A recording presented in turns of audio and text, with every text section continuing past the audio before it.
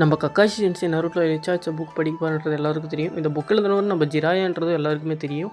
இந்த புக்குக்கு வந்து பார்த்தீங்கன்னா நிறைய ஃபேன் பேஸ் இருக்காங்க. பட் ஃபேன் பேஸ் இருந்தாலும் இந்த புக்கை நம்ம கக்காஷியை தவிர வேறு யார் படிச்சிருக்கான்றது தான் இந்த ஒரு ஷார்ட்ஸில் பார்க்க போகிறோம்.